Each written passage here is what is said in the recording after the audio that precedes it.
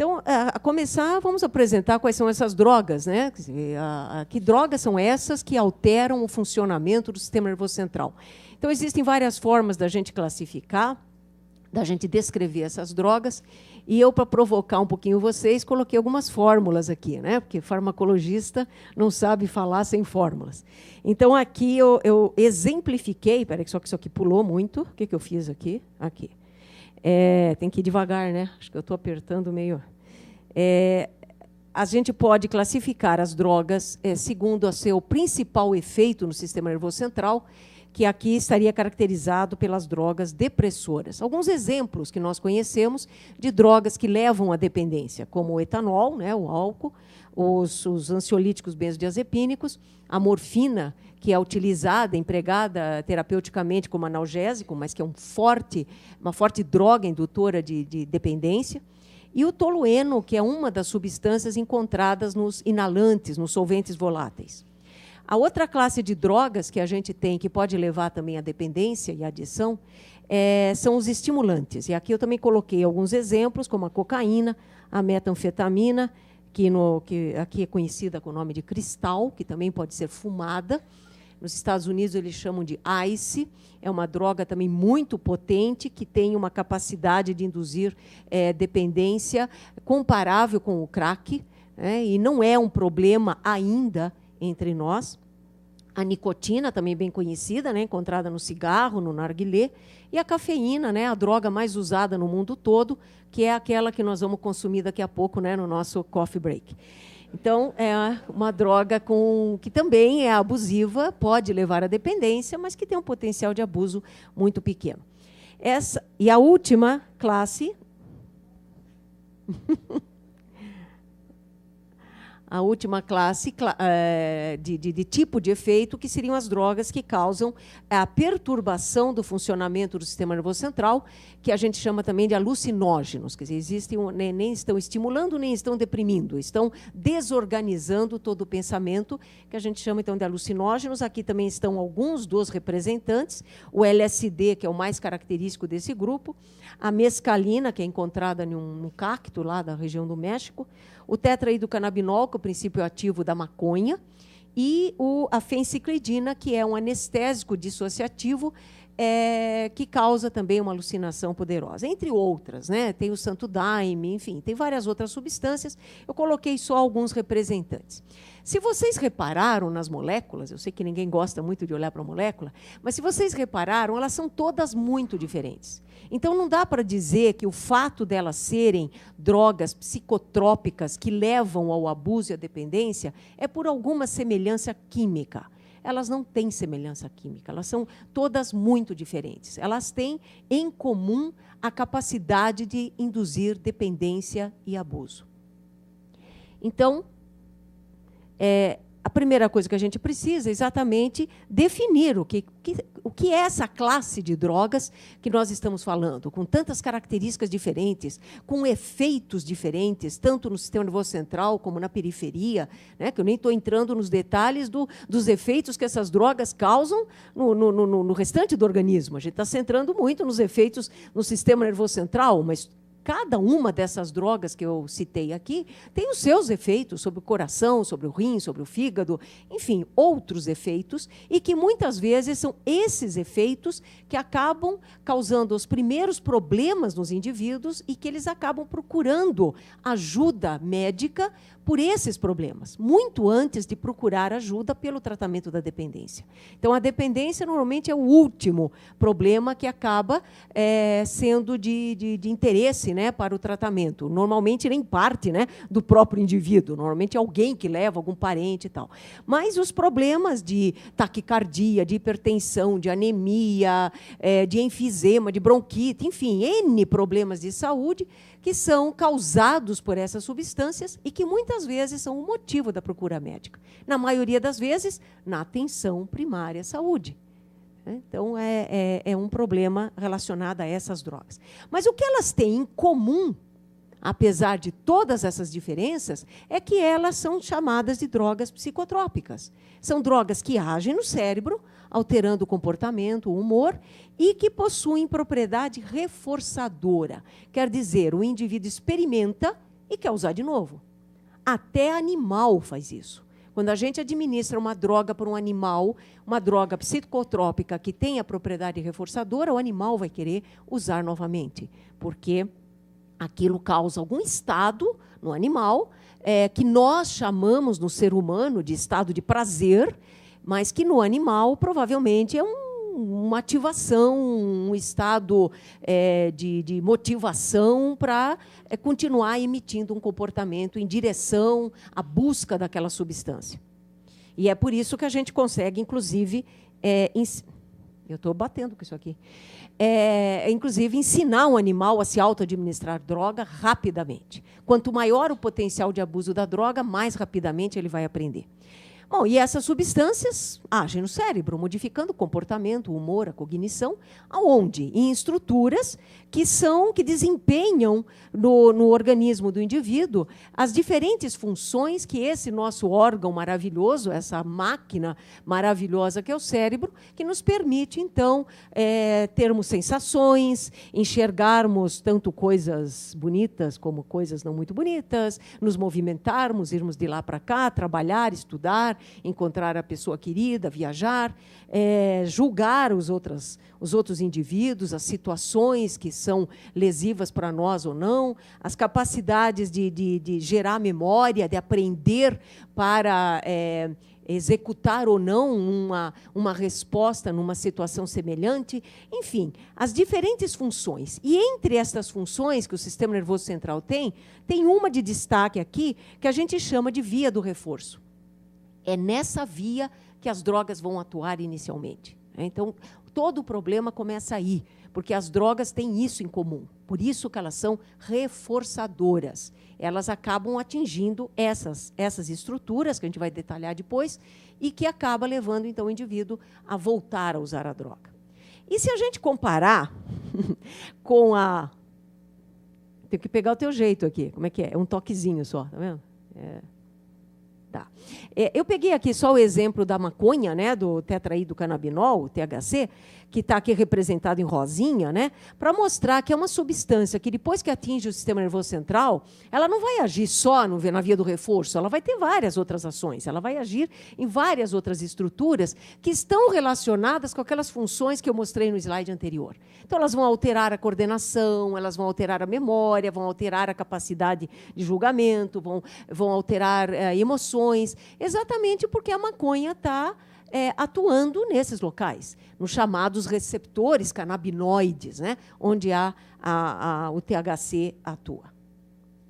E aí a gente volta para a questão do mecanismo neurobiológico comum, quer dizer, que é exatamente o fato dessas substâncias todas essas drogas, atuarem nesse sistema, no chamado sistema de recompensa. E aqui vejam, né, o ratinho aqui do lado, trabalhando para conseguir a droga. A gente consegue facilmente fazer um animal trabalhar para conseguir a droga, desde que essa droga possua a propriedade reforçadora. E as drogas psicotrópicas têm essa capacidade. Agora eu tirei um destaque aqui. Esse é um esquema proposto pelo Nestler, né, que é um neurocientista que recebeu o Prêmio Nobel. Ele propôs os mecanismos de ação das diferentes substâncias, exemplificadas aqui, pela nicotina, pelo álcool, aqui o álcool também, a nicotina, os estimulantes como cocaína, anfetamina, os canabinoides, né, do THC, o próprio álcool, a fenciclidina, a morfina, a heroína, enfim, os diferentes locais onde essas drogas estariam atuando. Quer dizer, elas agem diferentemente, elas têm um mecanismo de ação diferente, mas elas vão todas desembocar nessa via comum, que é uma via dopaminérgica, que é a que vai da área tegmentar ventral para o núcleo accumbens, que é exatamente isso que aparece nesse slide anterior, né? Área tegmentar ventral para o núcleo accumbens, que é o que eu dei destaque naquele slide. Então, as drogas, por diferentes mecanismos de ação, elas acabam interferindo com essa via, mas levando a uma ativação dessa via, quer dizer, liberando mais dopamina nessa via, consequentemente aumentando o grau de motivação que o indivíduo tem para realizar um comportamento e a procura da própria droga. Bom, esse slide aqui é exatamente para mostrar a complexidade que é o desenvolvimento da adição. A gente diz que vários fatores contribuem para esse fenômeno final, né, chamado de adição ou dependência. Não é apenas o efeito da droga. Não basta ter a droga. Tem que ter a droga. Sem a droga, é claro que não vai ter adição. Mas não basta ela. Tem que interagir com outros fatores de vulnerabilidade, como fatores biológicos, principalmente relacionado à genética do indivíduo. Então, a gente sabe que existe um fator genético que predispõe, que aumenta a vulnerabilidade, mas que não é determinante. Então, o fato do indivíduo ser filho de alguém que tem um problema de droga não significa fatalmente que ele vai ser um dependente, mas que ele tem uma grande vulnerabilidade, sem dúvida. A gente faz uma estimativa de que de cerca de 50% a 60% do problema da adição é influenciada pela genética. Quer dizer, que ainda sobra mais 50% para as outras influências, as psicossociais, né? O ambiente, as características do próprio uso da droga, que acabam também contribuindo para desenvolver a adição. Então, nesse slide aqui, eu coloquei que a droga, através dos mecanismos cerebrais, né, elas acabam, né, desencadeando a adição. E eu vou agora detalhar como que a droga faz isso aqui. Mas a gente não pode esquecer que todos esses outros fatores vão estar interagindo. Então, se o indivíduo tem uma genética predisponente, está lá numa certa situação hormonal, né, de situação de estresse, associado a isso ainda uma idade que predispõe, que tem uma maior vulnerabilidade, que a gente sabe que é exatamente a adolescência, né, que até ontem o deputado Osmar mostrou a questão, né, do adolescente que tem essa maior predisposição, até pelo grau de desenvolvimento, de maturação do sistema nervoso central. Então, se juntar tudo isso, e ainda se o indivíduo usar por uma via de administração que vai promover a chegada ao cérebro de uma maneira muito rápida, como é o caso do crack, como é o caso de fumar o ice, o cristal, como é o caso de injetar heroína, nessas situações, a droga chega no sistema nervoso central em 8, 10 segundos. E é algo extremamente rápido. É algo que, para o sistema nervoso central, faz uma grande diferença. Os neurônios, eles funcionam às custas de associação de estímulos. E quando os estímulos estão muito próximos, até 20 segundos entre um estímulo e outro, a probabilidade que ocorra um aprendizado, quer dizer, uma associação desses estímulos, é muito maior. Então, isso já é uma característica que predispõe muito mais para o indivíduo desenvolver uma adição. Quer dizer, a forma como ele usa a droga. Antigamente, né, 20 anos atrás, 25 anos atrás, quando o predominava aqui no Brasil era o uso da cocaína através do pó, né, cheirar o pó, essa capacidade da cocaína causar adição era muito menor. Quer dizer, a cocaína passou a ter uma relevância e virou, né, a epidemia que a gente está vendo hoje, exatamente a partir do momento em que ela passou a ser fumada. Então, a forma, a via de introdução é muito importante. Também não é determinante. Uma pessoa que usa inalada, cheirada, também, se persistir, se continuar usando repetidamente e tiver os outros fatores de vulnerabilidade, vai desenvolver uma adição também. Só que a forma de administração aumenta muito essa vulnerabilidade.